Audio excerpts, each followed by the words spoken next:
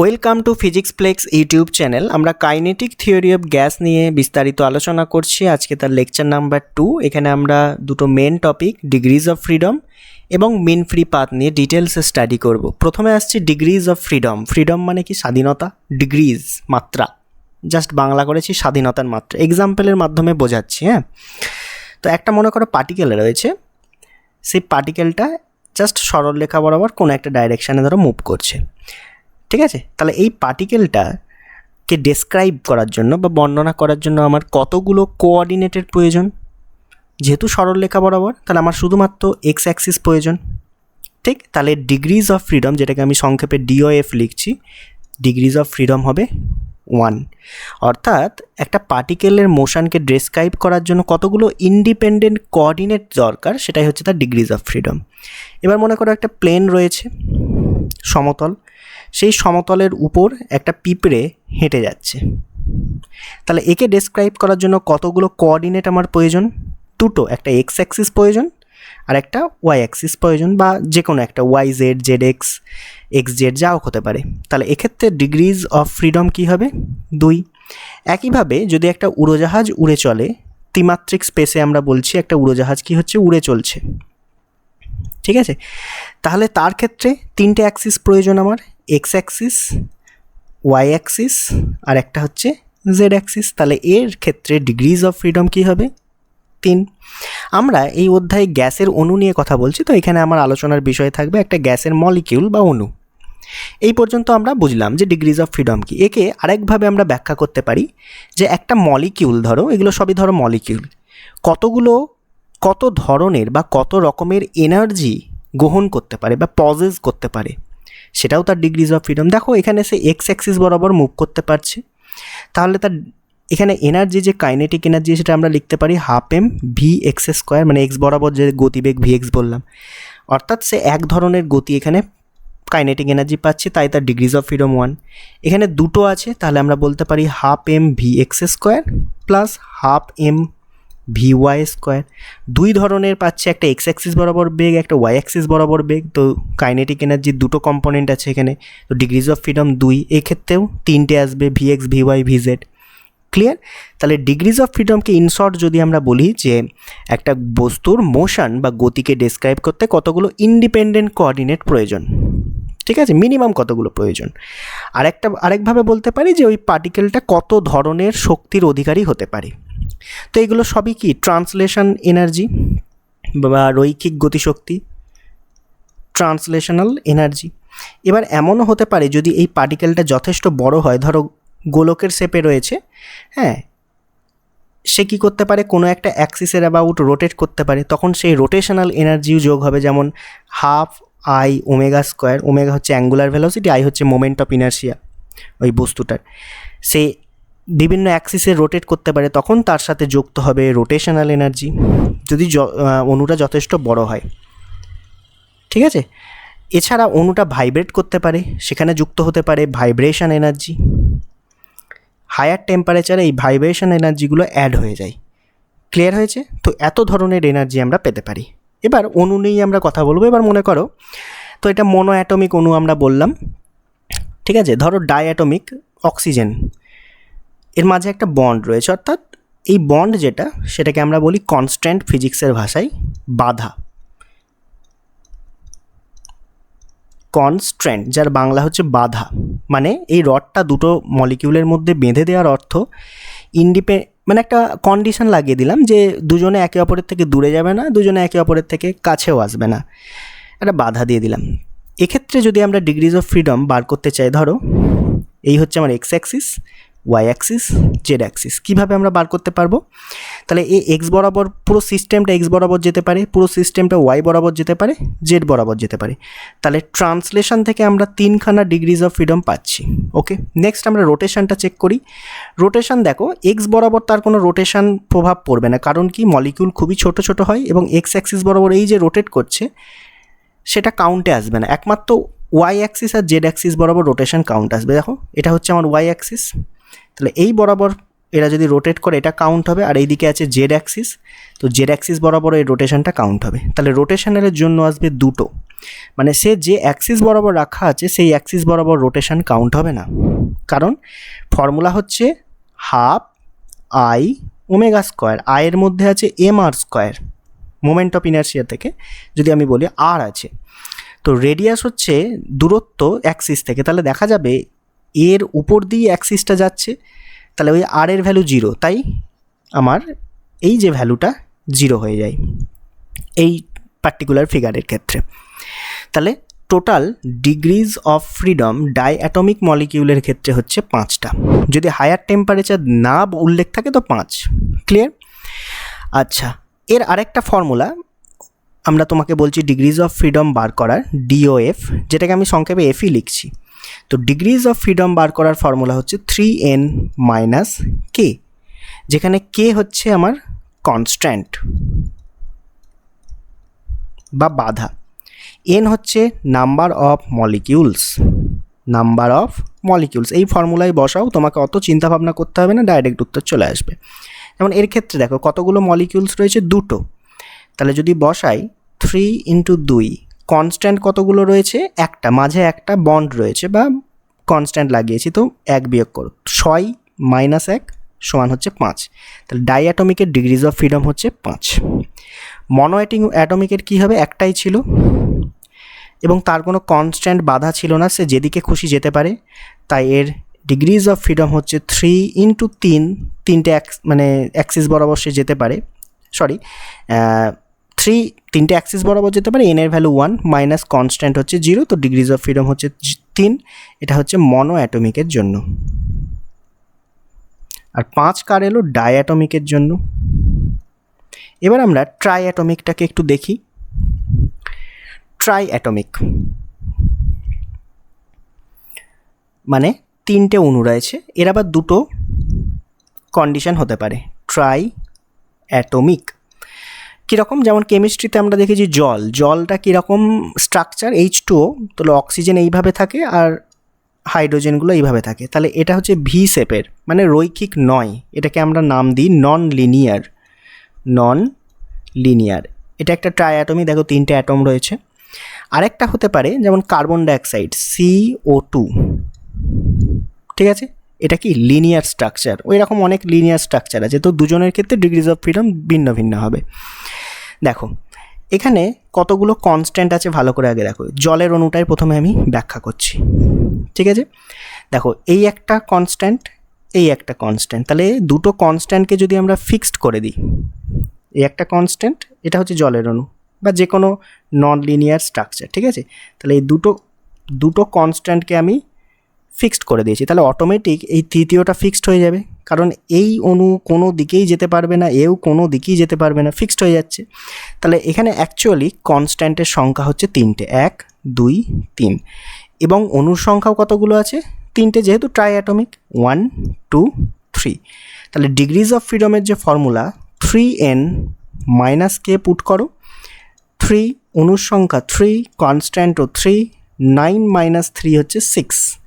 এটাই হচ্ছে আমার ট্রাই অ্যাটমিকের ডিগ্রিজ অফ ফ্রিডম নন লিনিয়ারের ক্ষেত্রে। এবার যদি লিনিয়ারটা লক্ষ্য করো, দেখো 3টেই এইরকমই রয়েছে, এর ক্ষেত্রে কনস্ট্যান্ট কিন্তু 2টো, 1 নম্বর কনস্ট্যান্ট, 2 নম্বর কনস্ট্যান্ট।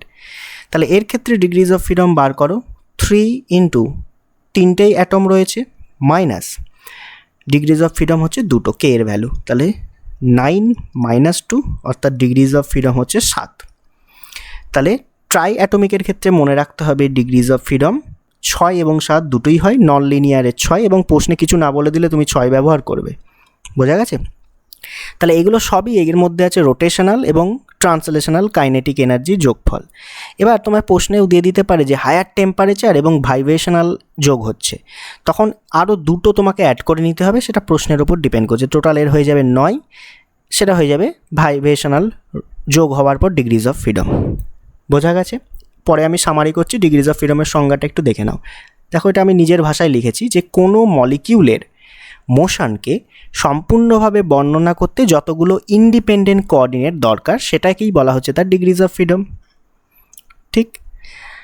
বা এনার্জির টার্মসে যদি বলি number of independent way in which molecule can possess energy is called degrees of freedom. কত ধরনের সে শক্তির অধিকারী হতে পারে সেটাকেও বলা হয় ডিগ্রিজ অফ ফ্রিডম।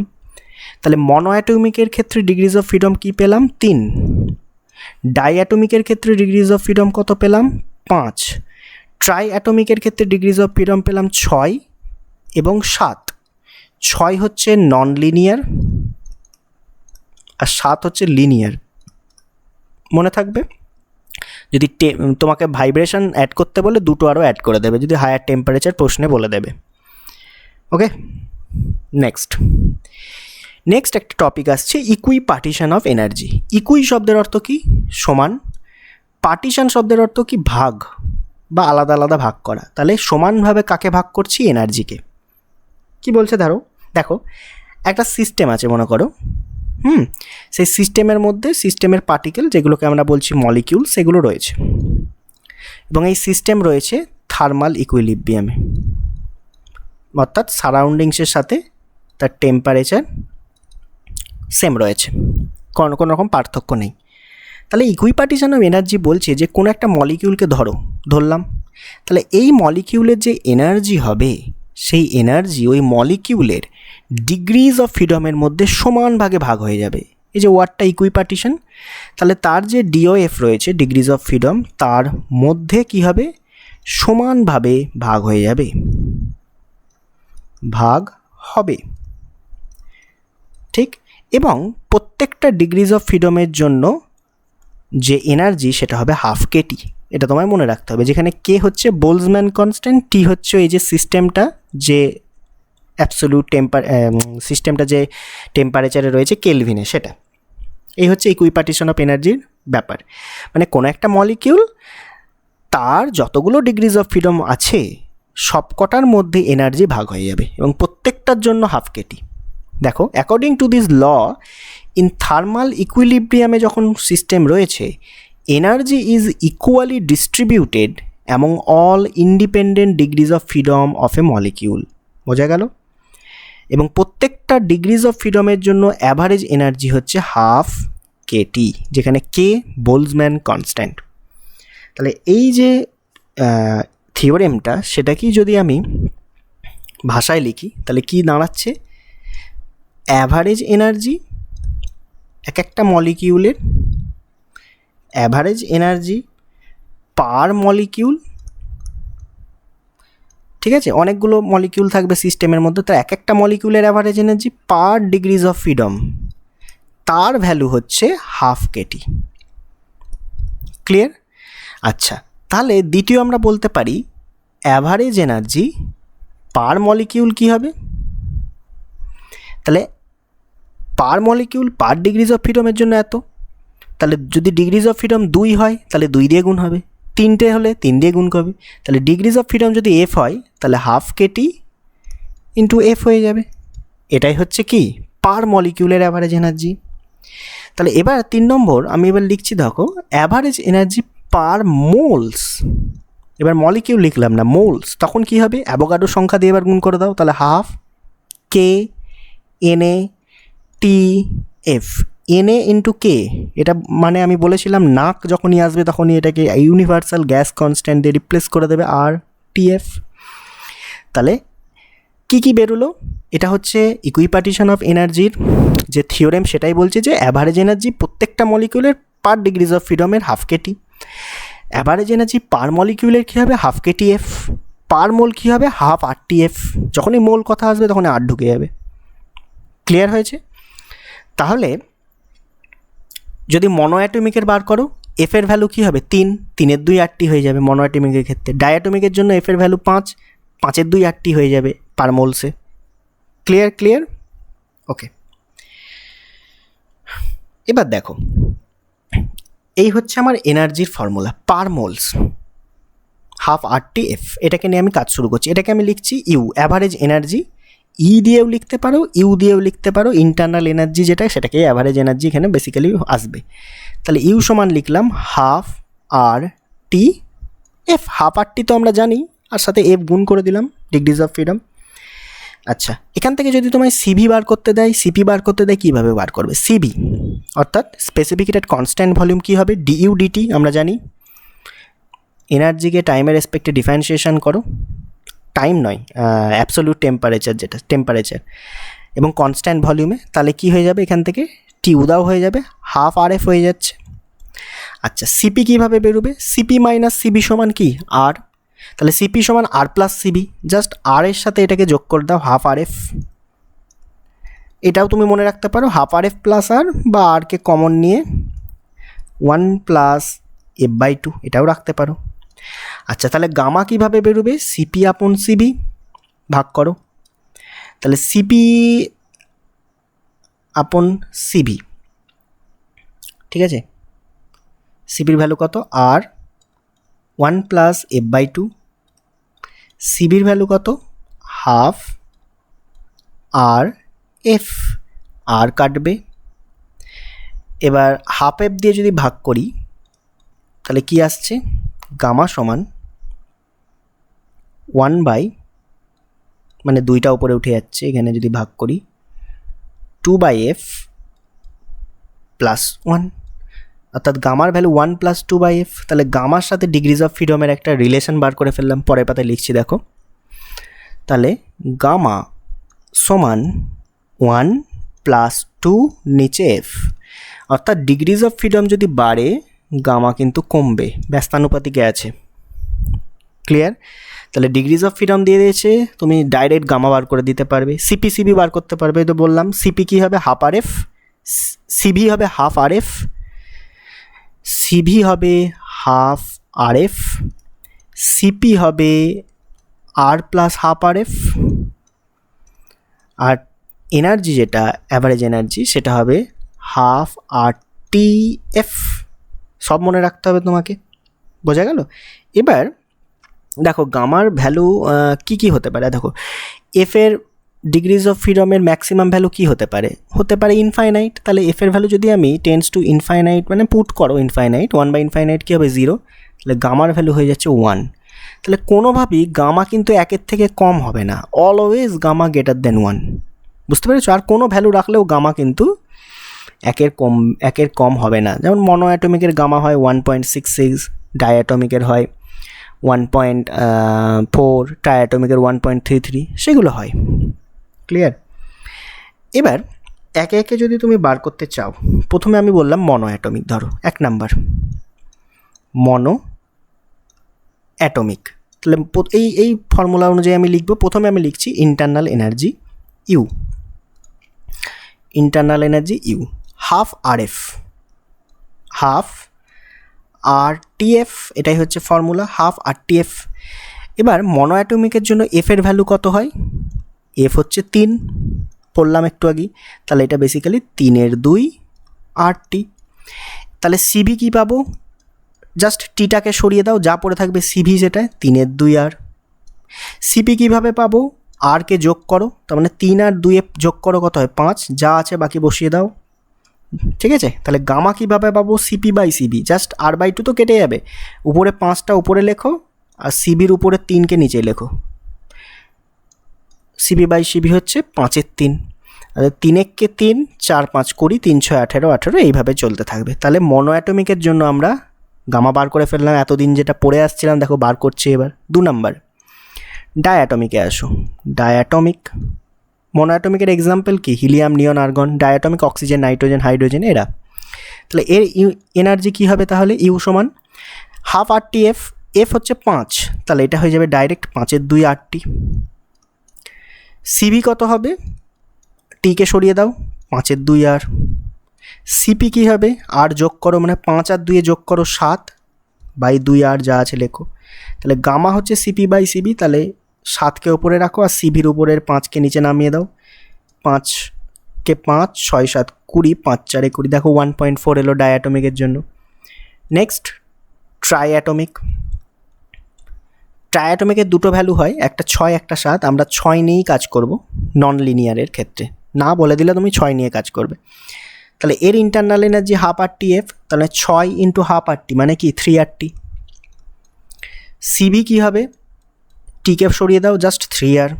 সিপি কী হবে, আরকে যোগ করো 4R, গামা হচ্ছে সিপি বাই সিবি 4R/3R মানে 4/3 বেসিক্যালি 1.33। দেখো সব ভ্যালু ম্যাচ করলো। এবার তোমাকে হোমওয়ার্ক দিচ্ছি 4 নম্বর হচ্ছে ট্রাইঅ্যাটমিকই দিচ্ছি, কিন্তু ডিগ্রিজ অফ ফ্রিডম তুমি 7 নিয়ে করো, মানে লিনিয়ারের ক্ষেত্রে। ওইভাবে ইউ বার করো, সিভি বার করো, সিপি বার করো, গামা বার করো, দেখবে গামা 1.28 মতো আসবে। অর্থাৎ এফ যত বাড়বে গামা তত কমবে, কারণ গামা সমান আমরা পেয়েছি 1 + 2/f। ক্লিয়ার? নেক্সট দেখো, ঠিক আছে, তাহলে এখান থেকে আরেকটা রিলেশন আমরা বার করতে পারি। 2/f সমান আমরা কি লিখতে পারি, গামা -1। আচ্ছা, f/2 সমান আমরা কি লিখতে পারি, 1/গামা -1। উল্টে দিলাম। ক্লিয়ার? এবার সিভি সমান কত পেয়েছিলাম বলো তো, সিভি সমান কত পেয়েছিলাম, সিভি সমান পেয়েছিলাম 1/2RF। তাহলে এই যে f/2 এর ভ্যালুটা বসাও, তাহলে উপরে পড়ে থাকছে আর, f/2 এর ভ্যালু হচ্ছে গামা -1 নিচে। তাহলে সিভির এখান থেকে একটা রিলেশন, যেটা থার্মোডাইনামিক্সেও পড়িয়েছিলাম, যে r/গামা -1 হয় সিভির ভ্যালু, তাই না? এখান থেকে সিপি বার করতে পারবে। আমরা জানি সিপি/সিবি সমান গামা, তাহলে সিপি সমান গামা টাইম সিবি। তাহলে সিপি সমান আমরা পাবো গামা r/গামা -1। ক্লিয়ার? সব কিছু একে অপরের সাথে রিলেটেড। এখান থেকে ইন্টারনাল এনার্জির ফর্মুলা বার করেছিলাম ফার্স্ট ল অফ থার্মোডাইনামিক্সে, মনে করো ইন্টারনাল এনার্জি কী পেয়েছিলাম, NCVDT। তাহলে এন এর ভ্যালু তো n, সিবির ভ্যালু এখানে যদি বসায় r/গামা -1 ইন্টু ডিটি, মনে পড়ছে? তাহলে ডিইউ সমান আমরা পেয়েছিলাম nR∆T/গামা -1। সব কিন্তু একে অপরের সাথে রিলেটেড। ক্লিয়ার? নেক্সট এগোচ্ছি আমরা।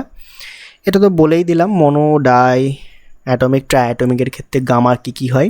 এর ক্ষেত্রে গামা হচ্ছে 1.67 মতো, এর ক্ষেত্রে গামা হচ্ছে 1.4 এর মতো, আর এর ক্ষেত্রে 1.33 একটা আসবে, 1.28 একটা আসবে, যেটা নিয়ে তুমি কাজ করতে চাইছো। ক্লিয়ার হয়েছে? এবার তুমি যদি গ্যাস মিক্সচার নাও, তার সিপিসিবি গামা কী হবে। তো ধরো দুটো গ্যাসের কন্টেনার, এটা খুব ইজি, কিছুই নেই, দুটো কন্টেনার নিচ্ছি, আলাদা আলাদা গ্যাস রয়েছে, আলাদা আলাদা মোলস রয়েছে, এদেরকে মিক্সড করব। ঠিক আছে? প্রথম গ্যাসে ধরো N1 মোলস রয়েছে, দ্বিতীয় গ্যাসে N2 মোলস। এর যে CP1 বললাম, সবই 1 দিচ্ছি, CV1 কনস্ট্যান্ট যে হিটগুলো, আর যে গামা সেটাকে বললাম 1।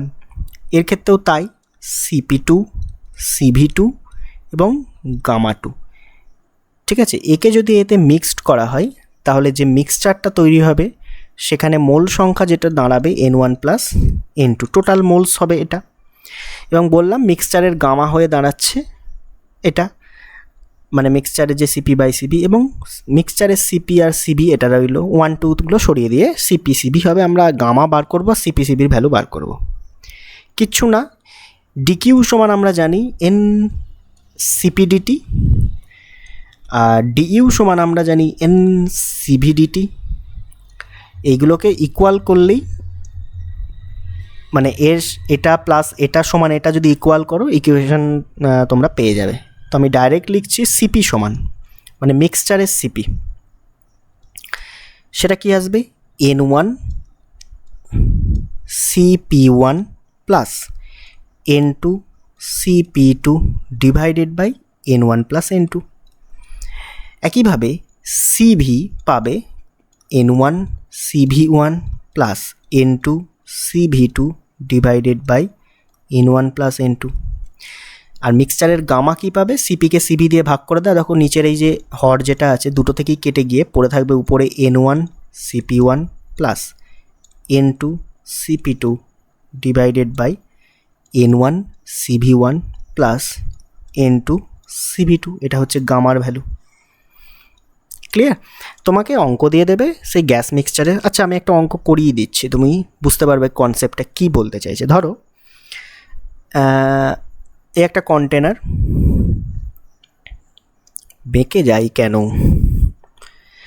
এক মিনিট। প্রথম একটা কন্টেনারে মনো অ্যাটমিক গ্যাস রয়েছে, মনো অ্যাটমিক মানে মনে করো হিলিয়াম গ্যাস রয়েছে। আর দ্বিতীয় একটা কন্টেনারে মানে আলাদা আলাদা গ্যাস নিচ্ছি আমি, ডায়াটমিক গ্যাস রয়েছে, মনে করো এর সাথে আমি অক্সিজেনকে মিশিয়ে একটা মিক্সচার তৈরি করতে চাইছি। সেই মিক্সচারের সিপি কী হবে, সিভি কী হবে এবং গামা কী হবে। ইন্টারেস্টিং, দেখো এর আমি ফর সিম্পলিসিটি 1 মোলই নিলাম, তুমি যা খুশি নিতে পারো, এরও আমি 1 মোল নিলাম। মানে হিলিয়াম কি, হাইড্রোজেন হিলিয়াম মানে 4 গ্রাম নিয়েছি এর, আর অক্সিজেনের 1 মোল মানে 32 গ্রাম নিয়েছি। তাহলে টোটাল 32 আর 4 কত হয়, 36 গ্রামের মিক্সচার এখানে তৈরি হবে। ঠিক আছে, ওটা বাদ দাও, আমার বিষয়বস্তু নয়। প্রথমে আমরা বার করব সিভি। সিভির ফর্মুলাটা আগে লিখছি, N1 CV1 plus N2 CV2 divided by N1 plus N2। তাহলে দুটোরই N1 N2, এটা N1ও 1 মোল, N2ও 1 মোল, প্রশ্নে আলাদা দিতে পারে, সেই হিসাবে বসাবে। তাহলে 1 ইন্টু CV1, হিলিয়ামের সিভি কী হবে বলো তো, হিলিয়াম তো মনো অ্যাটমিক গ্যাস, তাহলে হিলিয়ামের CV1 কী হবে, ফর্মুলা কি বলেছি সিভির, ½ মনো অ্যাটমিকের জন্য F হচ্ছে 3, তাহলে 3 2 R, জাস্ট এবার পুট করো 3 2 R, প্লাস করো N2 এর ভ্যালু 1 মোল ইন্টু CV2, যেহেতু এটা ডায়াটমিক তাহলে CV2 কী হবে 5 2 R, F এর ভ্যালু 5, তাহলে 5 2 R divided by N1 plus N2, 1 plus 1 কত হয় 2। তাহলে উপরে কি দাঁড়াচ্ছে দেখো, 5 আর 3 8, 8 R বাই 2, আর নিচে একটা 2 আছে, 4 হয়ে গেল, তাহলে 2 R পড়ে থাকছে। একইভাবে সিপি বার করো, এখান থেকে সিপি বেরিয়ে যাবে, CP1 কীভাবে বেরোবে, আর যোগ করে দাও, মানে 3 আর 2 5, 5 2 R, এখান থেকে CP1 হলো আচ্ছা CP1 হলো, এখান থেকে CP2 আমরা যদি বার করি, 5 আর 2 7, 7 2 R। আচ্ছা এবার বসাও, 1 তো আছে, তো 5 2 R plus 7 2 R divided by 1 plus 1 2, 7 আর 5 কত 12 R বাই 4, 3 12, তাহলে 3 R। তাহলে এখান থেকে সিপি পেয়ে গেলে gamma CP by CV 3/2 3R by 2, অর্থাৎ 1.33 গ্রাম আসছে, তাই তো, 3 2, 2 1 2 1, ঠিক আছে 1.5। নেক্সট আমরা এগোই। নেক্সট এবার এতক্ষণ সিপি সিবি গামা যা কিছু বার করলাম ছিল গ্যাসের জন্য, এবার সলিড আর লিকুইডের জন্য কি হবে। প্রথমে সলিডের জন্য যে ডুলং পেটিটস ল সেটা একটু দেখে নিই, কী বলছে দেখো, যে যদি আমরা টেম্পারেচারকে হাই রাখি সেক্ষেত্রে যত ধরনের সলিড হতে পারে সবারই molar specific heat at constant volume অর্থাৎ সিবির value always equal to 3R হবে। মানে যে সলিডই হোক না কেন কি হতে হবে, কন্ডিশন কি, টেম্পারেচার যদি হাই হয় তাহলে যে কোনো সলিডের যে molar specific heat at constant volume সেটা হবে 3R এর সাথে সমান। এটাই হচ্ছে ডুলং পেটিটস ল। তো স্যার এগুলো কী বলছেন একটু বোঝান। দেখো সলিড এবং লিকুইড দুটোর ক্ষেত্রেই সেম, আমি বোঝাচ্ছি সলিডের ক্ষেত্রে। সলিডের ক্ষেত্রে এই যে পার্টিকেলগুলো থাকে ঘন সন্নিবিষ্ট থাকে এবং একে অপরের সাথে ভালো বন্ডিংয়ে থাকে, এটা তো জানো, মানে সে বেসিক্যালি নড়াচড়া করতে পারে না। তাহলে এখানে যে ট্রান্সলেশনের জন্য যে এনার্জি সেটা একদমই থাকে না, ট্রান্সলেশন মোশন করতেই পারে না, ওই পার্টিকেলগুলো রোটেশনও হয় না, তো রোটেশনালের জন্য যে এনার্জি সেটাও থাকে না। একমাত্র ওই পার্টিকেলগুলো তার মিন পজিশনের রেসপেক্টে কী করে, এইভাবে ভাইব্রেট করে। তাহলে শুধুমাত্র তার থাকে ভাইব্রেশনাল এনার্জি, ঠিক আছে, শুধুমাত্র ভাইব্রেশনাল এনার্জি আমার পাবো সলিড এবং লিকুইড দুটোর ক্ষেত্রে। তো এর ক্ষেত্রে ডিগ্রিজ অফ ফ্রিডম যেটা বেরোয় সেটা বেরোয় 6, সেটা শুধুমাত্র ভাইব্রেশনাল থেকে আসে। এক্স অ্যাক্সিস বরাবর ভাইব্রেশনের জন্য দুটো, ওয়াই অ্যাক্সিস বরাবর দুটো, জেড অ্যাক্সিস বরাবর দুটো, টোটাল 6টা। তাহলে এখান থেকে সিভির ভ্যালু কি, হাফ আর এফ, অর্থাৎ এফের ভ্যালু 6, নিচে 2 আর, অর্থাৎ কি আসছে 3R। তো এটাই বলা হচ্ছে যে সিভি হচ্ছে 3R যে কোনো সলিডের ক্ষেত্রে, কারণ শুধুমাত্র ভাইব্রেশনাল মুড অ্যাক্টিভ থাকছে, ট্রান্সলেশন রোটেশনাল থাকছে না। এবং আর এর ভ্যালু যদি আমরা দেখি 8.314 এরকম রয়েছে, joule mole inverse kelvin inverse, 3 8 24, মোটামুটি মনে রাখতে পরেও 25 joule mole inverse kelvin inverse হচ্ছে তোমার সিভির ভ্যালু ফর সলিড। বা একে যদি ক্যালোরিতে বলো 1.98 হয় আর এর ভ্যালু ক্যালোরিতে, তো ওটাকে 2 যদি ধরো তো 6 calorie mole inverse kelvin inverse তুমি পাবে। ক্লিয়ার? এটা গেল আমার ডুলং পেটিটস ল, অর্থাৎ, এবং এখানে টেম্পারেচারকে হতে হবে ভেরি ভেরি হাই, লোয়ার টেম্পারেচারে সিবি ভ্যারি করে। ঠিক আছে, এই যে this law works well at high temperature but fails at low temperature because quantum effect important. সেটা তোমার কোয়ান্টাম মেকানিক্সে রয়েছে, তোমার এখানে বিএসসিতে পড়ানো হয়। আচ্ছা, যদি আমি এখানে গ্রাফ অঙ্কন করি টেম্পারেচারের সাথে কিভাবে সিভি কনস্ট্যান্ট ভলিউম ভ্যারি করছে সলিডের ক্ষেত্রে, তো গ্রাফটা যেটা পাবে এই রকম একটা গ্রাফ পাবে, একটা পার্টিকুলার টেম্পারেচার থেকে সেটা প্রায় কনস্ট্যান্ট হতে থাকে। এই যে টেম্পারেচার থেকে এটা কনস্ট্যান্ট হচ্ছে, সেই টেম্পারেচারের একটা বিশেষ নাম আছে যেটাকে বলা হয় Debye temperature, DEBYE temperature. অর্থাৎ যে টেম্পারেচারে স্পেসিফিকেটেড কনস্ট্যান্ট ভলিউম সলিডের কনস্ট্যান্ট হয়ে যাচ্ছে সেই টেম্পারেচারকে বলা হয় ডে বাই টেম্পারেচার।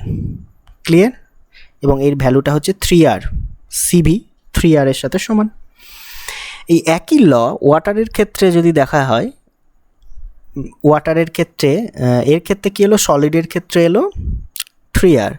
যদি এটা তুমি ওয়াটার নাও সেক্ষেত্রে সিভি আসবে 9R। কিচ্ছু না, একই, ওই ভাইব্রেশনাল মুড অ্যাক্টিভ থাকবে তারও, সেখানে ডিগ্রিজ অফ ফ্রিডম আসছে একটা, সেখান থেকে তোমার আসছে এটা।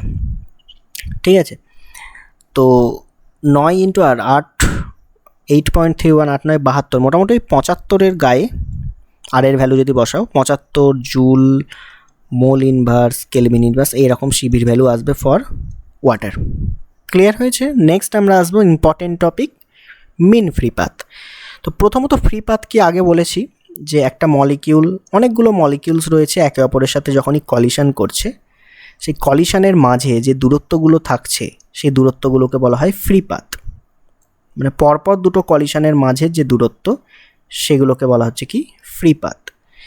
এবার এই ফ্রি পাথগুলোকে যদি আমরা অ্যাভারেজ করে দিই, ঠিক আছে, তখন সে নাম হয়ে যাবে মিন ফ্রি পাথ। মিন মানে অ্যাভারেজ। তো ফ্রি পাথকে অ্যাভারেজ মিন ফ্রি পাথকে ল্যামডা দিয়ে প্রকাশ করা হয়। সেটা আমরা পাবো প্রত্যেকটা লেন্থকে যোগ করো, λ1 প্লাস λ2 প্লাস λ3 যা আছে λn পর্যন্ত, এবং তাকে যতগুলো কলিশন হয়েছে সেই নাম্বার দিয়ে ভাগ করে দাও, ক্যাপিটাল N দিয়ে আমি ভাগ করে দিলাম। সেটাই হচ্ছে মিন ফ্রি পাথের রাশিমালা। অর্থাৎ এটাকে ভাষায় যদি লেখো, উপরে হচ্ছে দূরত্ব, ডিস্ট্যান্স, অতিক্রান্ত দূরত্ব দুটো, টোটাল দূরত্ব দুটো কলিশনের মাঝের, আর নিচে হচ্ছে নাম্বার অফ কলিশন, কতগুলো কলিশন হয়েছে, তাকে যদি ভাগ করে দাও তুমি এখান থেকে মিন ফ্রি পাথ ল্যামডা পেয়ে যাবে। কি বলছে দেখো, the mean free path of a gas molecule is the average distance travelled by a molecule between two successive collision with other molecules. অর্থাৎ দুটি সাকসেসিভ মানে পরপর দুটি কলিশনের মাঝে একটা মলিকিউল যে অ্যাভারেজ দূরত্ব অতিক্রম করছে সেটাকে আমরা বলবো মিন ফ্রি পাথ। কীভাবে একে ডিরাইভ করা হয় দেখো, ডেরিভেশনটা একটু অন্য ধরনের, বোঝার চেষ্টা করো বলছি। প্রথমত একটা সিলিন্ডার আমরা এঁকে নিচ্ছি, ঠিক আছে, সিলিন্ডারের মধ্যে আমরা বোঝাবো। এই হচ্ছে ধরো সিলিন্ডার, এর একটা ভলিউম থাকছে। আচ্ছা, এদিকটা আমি এরকমই আঁকলাম। এই হচ্ছে আমার সিলিন্ডারের অ্যাক্সিস। ক্লিয়ার? দেখো, আমরা একটা সিলিন্ডার এঁকে এর মধ্যে আমরা ক্যালকুলেট করব। এর মধ্যে অসংখ্য অণু রয়েছে, গ্যাসের অণু। তো একটা অণু আরেকটা অণুকে আমি আঁকছি এরকম জায়গায়, দ্বিতীয় আরেকটা অণুকে আমরা দেখালাম তৃতীয়। দেখো এই একমাত্র মিডিলে যে অণুটা রয়েছে সেই একমাত্র সচল, ঠিক আছে, এই অণুটা সচল, বাকি উপরে যে আছে সে রেস্টে রয়েছে, নিচে যে আছে রেস্টে রয়েছে। অসংখ্য অণু আছে, আমি এই তিনটাকে নিয়ে বোঝাচ্ছি, ক্লিয়ার? প্রত্যেকটা অণুর যে রেডিয়াস সেটা আর, ডায়ামিটারকে আমরা বলছি ডি। তাহলে এইটা যে অ্যাক্সিস, এই অ্যাক্সিস থেকে যদি আমরা দেখি এই দূরত্বটা তাহলে কত হবে? ডায়ামিটার বলেছি ডি প্রত্যেকটা অণুর, এই দূরত্বটা হবে d/2, আর এর এদিক থেকে হাফটা হবে কি d/2। তাহলে অ্যাকচুয়ালি যদি এটাকে কেটে দিয়ে আমি লিখি টোটাল দূরত্বটা কত, এই দূরত্বটা হচ্ছে d। একটা অণুর হাফ এদিকে আছে আর একটা অণুর হাফ এদিকে আছে, দুটো হাফ মিলে d হলো ডায়ামিটার। বোঝা গেল? তাহলে প্রত্যেকটা অণুর ডায়ামিটার হচ্ছে d। এবার দেখো উপরের গোলকটা দেখো, গোলক আকারে আমরা মলিকিউলসগুলোকে দেখিয়েছি। আচ্ছা, উপরের গোলকের সেন্টারটা যদি এই লাইনটার উপর না থেকে আরেকটু বাইরে থাকতো কি হতো? বাইরে থাকলে এইরকম ছবিটা হতো। এরও ক্ষেত্রে যদি একটু বাইরে থাকতো ছবিটা এরকম হতো। তাহলে এই যে মিডলের মলিকিউলটা এ বিনা বাধায় কোনো ধাক্কা ছাড়া এক প্রান্ত থেকে আরেক প্রান্তে চলে যেতে পারতো, তাই না? তাহলে এই মিনিমাম ডিস্টেন্স যে ডি, সেটা হলেই কলিশন সম্ভব, বা তার থেকে কম হলে কলিশন হবে, সংঘর্ষ হবে। তাহলে কলিশন হওয়ার জন্য এই যে মাঝের দুটো মলিকিউলসের যে সেন্টারের মধ্যে দূরত্ব হতে হবে ডি বা লেস দ্যান ডি, তবেই কলিশন হবে। এবার আমরা মনে করছি কলিশন হচ্ছে, তার মানে উপরের মলিকিউলটার অর্ধেক এর ভিতরে ঢুকে আছে, নিচের মলিকিউলটারও অর্ধেক ভেতরে ঢুকে রয়েছে। এবার এই মলিকিউলটা মনে করো এই প্রান্ত থেকে এই প্রান্তে যাত্রা করছে, এল ডিস্ট্যান্স ট্রাভেল করলো, ক্লিয়ার? এবার এই চোঙের মধ্যে মনে করো N number of, capital N number of molecules এইরকম রয়েছে, স্থির অবস্থায় রয়েছে, একটা চলছে, ঠিক আছে? এটা হচ্ছে নাম্বার অফ মলিকিউলস। আর স্মল এনটাকে আমরা ডিনোট করছি ক্যাপিটাল এন বাই ভি, অর্থাৎ এই পুরো আয়তনের মধ্যে কতগুলো মলিকিউলস রয়েছে সেটা হচ্ছে নাম্বার ডেনসিটি। এটাকে অ্যাকচুয়ালি কী বলা হয়? নাম্বার ডেনসিটি, একক আয়তনে কতগুলো মলিকিউলস রয়েছে। তো এই এনটা নিয়ে আমার কাজ। এবার দেখো এই মিডিল মলিকিউলটা ধরো এক প্রান্ত থেকে অন্য প্রান্ত গেল, অর্থাৎ টোটাল এল দূরত্ব কিন্তু অতিক্রম করলো, এবার সংঘর্ষও হলো। তাহলে টোটাল সংঘর্ষের সংখ্যা কিভাবে বার করব? Number of collision. কিভাবে আমরা নাম্বার অফ কলিশন বার করব? দেখো সমান টোটাল ভলিউম কত, চোঙের ভলিউম কত হয়? পাই আর স্কোয়ার এল হয়। এখানে আর এর জায়গায় ডি আছে, পাই মানে এর যে রেডিয়াস পাই ডি স্কোয়ার ইন্টু এল, অর্থাৎ এই যে ক্রস সেকশনাল এরিয়া ইন্টু তার হাইট মানে এই এলটা। তাহলে এই হচ্ছে তার আয়তন। এই আয়তনের সাথে যদি নাম্বার ডেনসিটিকে গুণ করে দাও তুমি নাম্বার অফ কলিশন পেয়ে যাবে। বোঝা গেল? অর্থাৎ যতগুলো মলিকিউলস রয়েছে ততই হচ্ছে তার ধাক্কার সংখ্যা। দেখো পাই ডি স্কোয়ার এলকে আমি ভলিউম লিখছি, স্মল এনকে আমি লিখছি ক্যাপিটাল এন বাই ভি, এই ভি কেটে এন চলে আসছে, অর্থাৎ টোটাল নাম্বার অফ মলিকিউলস যতগুলো আছে ততই হচ্ছে তার নাম্বার অফ কলিশন। এখন আমরা বার করতে চাইছি মিন ফ্রি পাথ। তাহলে ল্যামডা সমান আমরা আগেই বলেছি টোটাল কত ডিস্টেন্স ট্রাভেল করেছে divided by number of collision.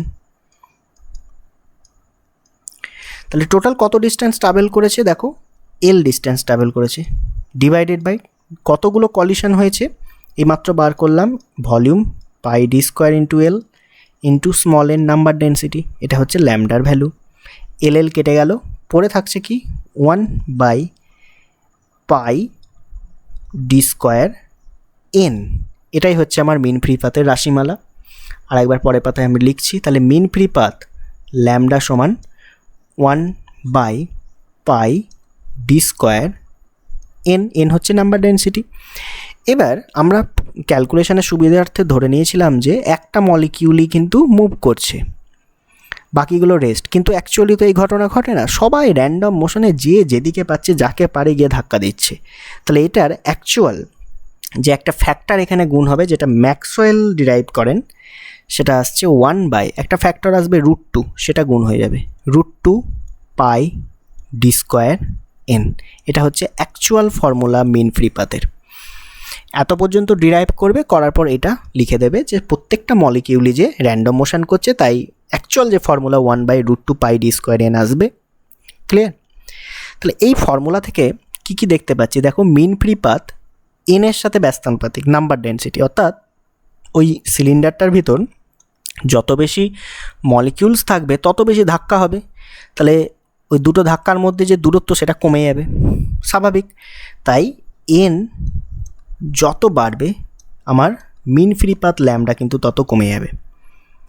আর কি 2 নম্বর দেখো, রুট তো কনস্ট্যান্ট, পায়ে কনস্ট্যান্ট, ডি রয়েছে, ডি যত বাড়বে ল্যামডা কমে যাবে, অর্থাৎ অণুগুলো যত বড় বড় হবে, অণু যত বড় হবে তার ল্যামডা মিন ফ্রি পাথ তত কম হবে। জায়গা সে বেশি নিয়ে নিচ্ছে, অণুগুলো বড় মানে কি, সে জায়গা বেশি অধিকার করে নিচ্ছে, তো অবশ্যই দুটো ধাক্কার মধ্যে জায়গাটা কম থাকবে। এটা আচ্ছা, এটাকে আরও মডিফাই করা যায়। দেখো আমরা প্রেশারের ফর্মুলা প্রথম লেকচারেই পড়েছি 1/3 rho C R M S square. এই রো এর আরেকটা ফর্ম্যাট আমরা পেয়েছিলাম 1/3 M N C R M S square, যেখানে এম হচ্ছে প্রত্যেকটা মলিকিউলের মাস এবং স্মল এন হচ্ছে number density, capital N by V. তাহলে এখানে এম এন সমান বেসিক্যালি কী পাচ্ছি, রো। দেখো দুটোকে তুলনা করো, তাহলে এন এর জায়গায় আমি রো বাই এম পুট করছি, কী আসছে দেখো, ল্যামডা সমান, তাহলে রো বাই এম, এমটা উপরে উঠে গেল, নিচে আসছে √2 পাই ডি স্কোয়ার রো। তাহলে এখান থেকে 3 নম্বর আরেকটা পয়েন্ট আমরা পাচ্ছি যে ডেন্সিটি রো যত বাড়বে ল্যামডা মিন ফ্রি পাথ তত কমবে, ডেন্সিটির সাথেও ব্যস্তানুপাতিক। ক্লিয়ার? আচ্ছা, এটা একটা ফরম্যাট মনে রাখবে। আরেকটা করা যায়, এখান থেকেই আসছে, আমরা ক্ল্যাপিরিয়ন ইকুয়েশন পড়িয়েছিলাম, হ্যাঁ, সেটাই ছিল পি ইজিক্যাল টু প্রেশার সমান এন কেটি, মনে পড়ছে? সব করানো হয়েছে। P equal to N KT, যেখানে এন কিন্তু নাম্বার অফ মোলস নয়, এন হচ্ছে নাম্বার ডেন্সিটি। তো প্রেশার সমান এন কেটি, তাহলে এখান থেকে এনটাকে যদি পুট করো তাহলে pressure by KT, pressure by KT, তাহলে ল্যামডার জায়গায় পুট করো, তাহলে ল্যামডা সমান কি পেয়েছি 1/√2 পাই ডি স্কোয়ার এন, এনের জায়গায় এটা পুট করছি, প্রেশার উপরে চলে গেল কেটি। ঠিক লিখলাম? একদম ঠিক। তাহলে এখান থেকে আবার দেখতে পাচ্ছি 4 নম্বর পয়েন্ট, যে প্রেশার যত বাড়বে মিন ফ্রি পাথ তত কম হবে। অবশ্যই প্রেশার যত বাড়াবে তোমার গ্যাস তত কমপ্রেস হবে, অণুগুলি কাছাকাছি চলে আসবে, কলিশনের মাঝের যে দূরত্ব সেটাও কমে যাবে। আর একমাত্র সমানুপাতিক কার সাথে, মানে তোমার টেম্পারেচারের সাথে। বাকি যতগুলো পড়লাম কিন্তু সবই কিন্তু ব্যস্তানুপাতিক ছিল। দেখো তাহলে টেম্পারেচার বাড়লে একমাত্র মিন ফ্রি পাথ বাড়ছে। তাহলে এই 5টা পয়েন্ট আমরা এখান থেকে পেলাম। আর কি বললাম, ডেন্সিটি। আচ্ছা, এখান থেকে আগের পাতায় ছিল ডেন্সিটি, এই যে ডেন্সিটি, তাহলে এই ডেন্সিটিকে যদি 0 পুট করে দিই কী হবে দেখো তো, মিন ফ্রি পাথ ইনফাইনাইট, তাই না? ডেন্সিটি যদি 0 হয় মিন ফ্রি পাথ হবে ইনফাইনাইট।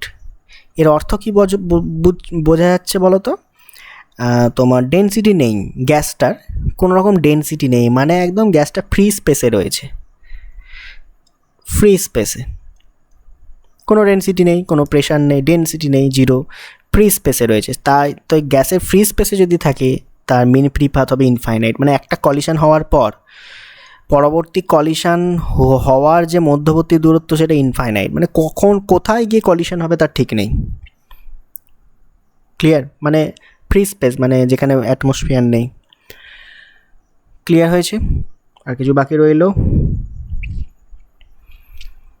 নেই। একটা কনসেপ্ট আমি তা একটু বলে দিই। ধরো আমরা কি পড়লাম যে আরএমএস ভেলোসিটি, যেটাকে আমি বলছি ধরো ভি আরএমএস, আমরা পড়েছি √3RT/m, আরএমএস ভেলোসিটি পার্টিকেলের। আর এসকেপ, ধরো এটা হচ্ছে পার্টিকেলের আরএমএস ভেলোসিটি। ধরো কোনো একটা গ্রহ রয়েছে, এটা হচ্ছে গ্রহর পৃষ্ঠ, তার উপরে রয়েছে অ্যাটমসফিয়ার, ঠিক আছে? এবার একটা প্রশ্ন আসে যে এই অ্যাটমসফিয়ার গ্রহটার কখন থাকবে। দেখো এই যে এই আরএমএস কার, ওই অ্যাটমসফিয়ারের পার্টিকেলগুলোর আরএমএস, ঠিক আছে, পার্টিকেলগুলোর আরএমএস। তাহলে এই ভি আরএমএস যদি এসকেপ ভেলোসিটির থেকে কম হয়, এসকেপ ভেলোসিটি যেটা মুক্তিবেগ তার থেকে কম হয়, তবেই কিন্তু ওই গ্রহে বায়ুমণ্ডলের অস্তিত্ব থাকবে। বোঝা গেছে? যদি আরএমএস বেগ এসকেপের থেকে বেশি হয় তাহলে অবশ্যই আরএমএস বেগ বেশি, সে পৃথিবী পৃষ্ঠ ছেড়ে বেরিয়ে চলে যাবে বাইরে, বায়ুমণ্ডলের অস্তিত্বই থাকতো না। চাঁদে যেমন বায়ুমণ্ডল কম, বায়ুমণ্ডল নেই বেসিক্যালি, কারণ ওখানে চাঁদের ক্ষেত্রে, এটা আর্থের এক্সাম্পল, চাঁদের ক্ষেত্রে ভি আরএমএস মানে বায়ুমণ্ডলের যে আরএমএস বেগ সেটা বেশি এসকেপের থেকে, ঠিক আছে, এসকেপ ভেলোসিটির থেকে বেশি। তো সেই জন্য তোমার পৃথিবীতে বায়ুমণ্ডল আছে আরএমএস বেগ কম হওয়ার জন্য পার্টিকেলগুলোর, আর চাঁদে কিন্তু বায়ুমণ্ডল নেই, কারণ এসকেপ ভেলোসিটির থেকে আরএমএস ভেলোসিটি বেশি, এসকেপের থেকে বেশি মানে বেরিয়ে চলে গেল পার্টিকেলগুলো বায়ুমণ্ডল ছেড়ে। তো আরএমএসের ভ্যালু হচ্ছে √3RT/m।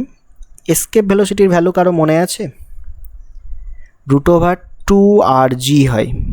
তো যেরকম কন্ডিশন থাকবে সেরকম হিসেবে তোমার হবে। ক্লিয়ার? আচ্ছা, আরেকটা কনসেপ্ট বলে দিই, এইখানেই হয়ে যাবে। সেটা হচ্ছে আমরা আইডিয়াল গ্যাসের ইকুয়েশন পেয়েছিলাম PV = RT for 1 mole gas, কিন্তু বাস্তবে দেখা যায় যে এই ইকুয়েশন মেনে চলে না। আমরা একটা ইকুয়েশন আলাদা করে পড়েছিলাম, ভ্যান ডার ওয়ালস সমীকরণ, P + A/v² × V - B = RT। এটা হচ্ছে রিয়েল গ্যাসের জন্য, আরও হয়, এটা একটা ফর্ম রিয়েল গ্যাসের জন্য কারেকশান করেছিলাম আমরা, তাই না? তো এর যদি PV/T এর যদি গ্রাফ আমরা প্রেশারের সাথে টানি, দেখো PV/T করলে কি পড়ে থাকছে, আর তো কনস্ট্যান্ট, সর্বজনীন গ্যাস ধ্রুবক 8 পয়েন্ট সামথিং, 8.314 ভ্যালু, এটা হচ্ছে আর এর ভ্যালু। এটা হচ্ছে আইডিয়াল গ্যাস, আইডিয়াল গ্যাসের গ্রাফ। এবার যদি বলে রিয়েল গ্যাসের গ্রাফ টানো, ঠিক গ্রাফটা হবে এই রকম, কোনো একটা পার্টিকুলার টেম্পারেচার T1-এ। এবার যদি তুমি টেম্পারেচার বাড়াতে থাকো, গ্রাফটা ওই আইডিয়াল গ্যাসের নিকটবর্তী হবে, এটা ধরো T2। আরও টেম্পারেচার বাড়াও, এরকম T3, যেখানে T3 বড় T2-র থেকে, T1-এর থেকে।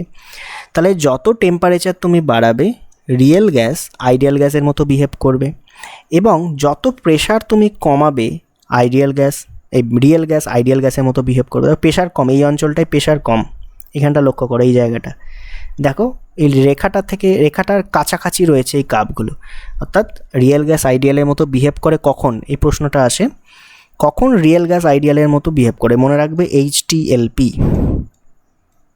High temperature low pressure. এই কন্ডিশন যখনই আসবে তখনই কিন্তু রিয়েল গ্যাস আইডিয়াল গ্যাসের মতো বিহেভ করবে। ক্লিয়ার? এখানে A আর B, যে এগুলোকে বলা হয় ভ্যান ডার ওয়ালস কনস্ট্যান্ট, গ্যাসের প্রকৃতির উপর ডিপেন্ড করে। A আর B এর মাত্রা তোমাকে বার করতে দিতে পারে। কিভাবে বার করবে দেখো B এর মাত্রা তো বুঝতে পারছো, যেটা ভলিউমের মাত্রা সেটাই B এর মাত্রা হবে, কারণ একই ডাইমেনশনের সাথে যোগ বিয়োগ হয় আমরা জানি। তাহলে B এর মাত্রা হচ্ছে L3, B এর মাত্রা, যেটা ভলিউম কারেকশন থেকে আসছে। আর এখান থেকে আসবে A/v², A/v², এটা হচ্ছে প্রেশারের মাত্রার সাথে সমান। তো প্রেশারের মাত্রা কি হয়?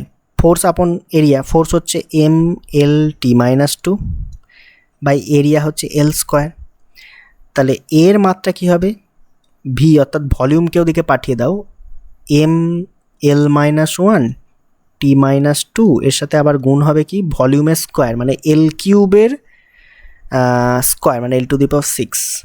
তাহলে এখান থেকে এর মাত্রা পড়ে থাকবে mL⁵ T⁻²। এইভাবে তুমি প্রেশার কারেকশানের জন্য যে কনস্ট্যান্ট এসছিল তার ভ্যালু বার করতে পারবে। ক্লিয়ার হয়েছে? এরকম ছোট ছোট প্রশ্ন তোমাকে দিতে পারে। ওকে, এবার যা যা প্রশ্ন বাকি আছে, মানে MCQ যখন করাবো, thermodynamics first law, second law এবং এই KTG kinetic theory of gas, এই তিনটে চ্যাপ্টারকে একত্র করে বেস্ট এমসিকিউগুলোকে তুলে আনবো। নেক্সট লেকচারে আমরা করার চেষ্টা করছি। ওকে, ধন্যবাদ সকলকে এই লেকচারটি অ্যাটেন্ড করার জন্য।